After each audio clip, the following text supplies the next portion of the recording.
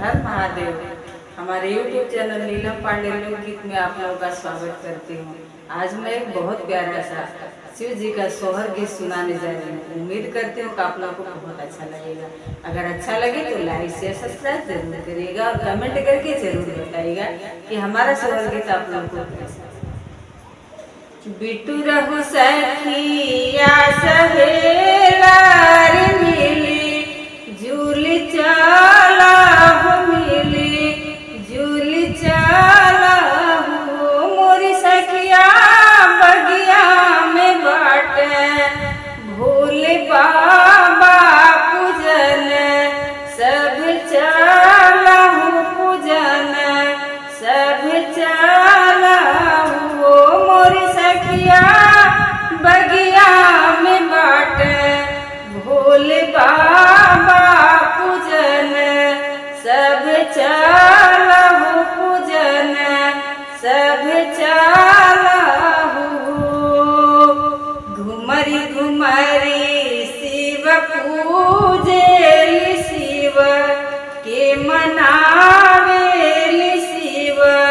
के मनावेली हो भोले भरमुख दे हुआ शीस गोदी मेला ललनवा चाही गोदी मेला ललनवा चाही हो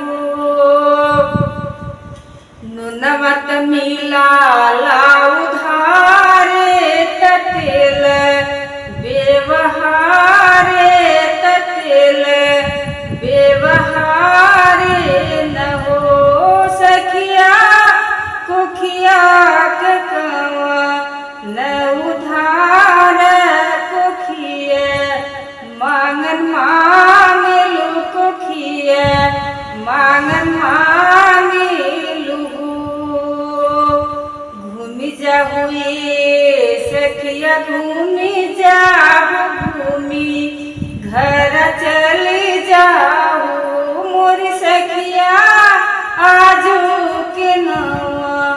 वे महीना हो रिलवा तुहरे हुई है हो बधैया तुहरे बाजी न हो 8 महीना नवला लहुरी लाजनम ले लहुरी लाजनम ले लहो भोले बजला गबर हो बजना हो उठन लाग सोहर हो उठन लाग सोहर हो मचिया ही बैठली सासु तबहू वरिया राज कर बहू वरिया राज कर हो सासु अवचल भोले के मंदिरा कमरिया हम चढ़ाई कमरिया हम चढ़ाई बहू एक हाथली हालिन घड़ी लवात दूसरे कमरिया ले दूसरे कमरिया ले हो सखिया चल भैली शिव के मंदिरा मात शिव के मनावे त शिव के मनावे घुमरी घुमरी शिव पूजेली भोले के मनावेली भोले के मनावेली हो भोले भरमुख दे हुआ शीस लवटी घर में जाई लवटी घर में जाई न हो इतनी बचनी भोले सुनला हंसी के मगन हो हंसी के मगन हो